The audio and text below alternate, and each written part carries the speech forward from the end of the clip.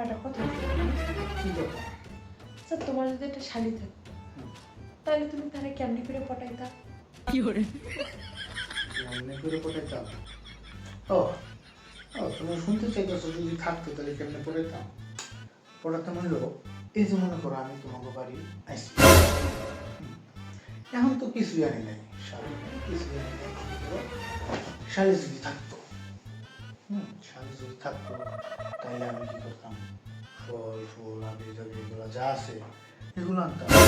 তারপরে শাড়ির এগুলো চোখে চোখে দেয় না চুড়িমুড়ি, এগুলো আনতাম। এগুলো আনার পরে এখন মনে করো যে তোমার বাড়িতে আমি কি করি, মাসে 6 মাসে বছরে 1-2 বার আসি। এক প্যাকেট বিস্কুট আর চামচ। বিস্কুট খাবার মানুষ নয় তাই আনি না। যদি যদি মনে করো যে আমার শাড়ি থাকতো, এখন 6 মাসে 1 বছর আনি না, তখন আমি মাসে 6-7 বার আনি। আর সময় কি করতাম জানো?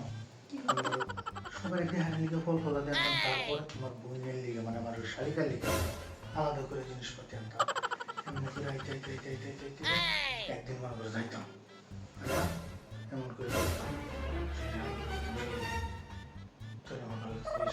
সব কিছু করে বুঝাইতাম। দেখা যায় আমি বছর আগে নাই এমন করে কেমন করে করতে করতে করতে করতে রাজি করাইলাম। কি রাজি করাইতা? হ্যাঁ কি রাজি করাইতা? কি রাজি করাইতাম বুঝো নাই? মনে করো প্রথম শালি শালি শালি প্রথম দিন যেদিন সেদিন থেকে তুই আমার মনের ভিতরে আর তোর মনের ভিতরে পুষতে পুষতে আমার যে কি একটা খায়ের জমে গেছে তোর তোর উপরে। মানে খারাপ কিছু না, ভালোবাসার খায়। কি আর করতাম আমি শালীর ভালোবাসা লইয়া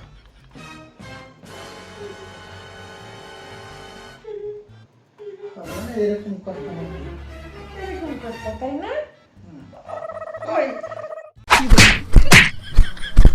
চলা বচ্চা খাচ্চুর ধরে খাই গেলাম।